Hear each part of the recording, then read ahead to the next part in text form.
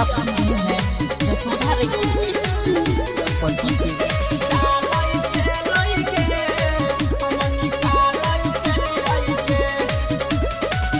रोज रोज सैया हमर एटीएम में न मारी पनसौआ लगाबै छै बहरा से फोना में पर नकसा पता के उ कबड्डी खेलाबै छै ए सखी रोज रोज सैया हमर एटीएम में न मारी पनसौआ लगाबै छै बहरा से फोना में पर नकसा पता के उ कबड्डी खेलाबै छै खर्चा जमीन के देखाबै छलियै गे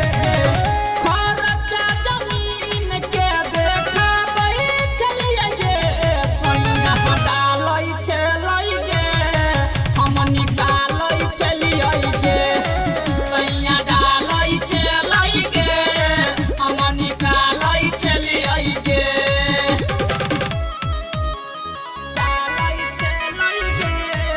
हम निकालै छलियै गे Music by DJs Game. Mixed by Sotila. डालै छलै गे हम निकालै छलियै गे राइटर सोतीलाल ओ जय अकेला सैया गहिया हेतै गरम सटैत सटैत तब देहिया के अंग ओकर कर देबै नरम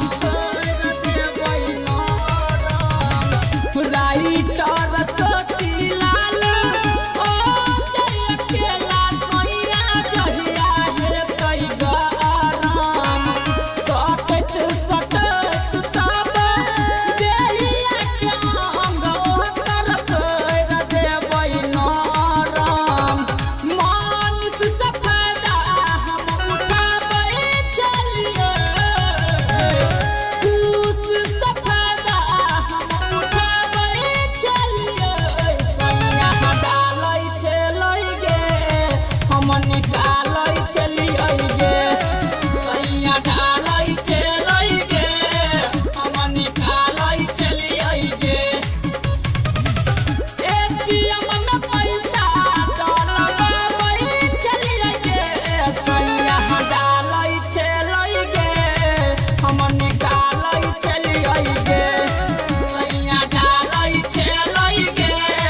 हम निकालै छलियै गे फोना पे सकेटियम करवाबै छलियै गे सैया डालै छलै गे हम निकालै छलियै गे सैया डालै छलै गे हम निकालै छलियै गे हम निकालै छलियै गे एटीएम में से पैसा और कुछो नहीं बुझिए।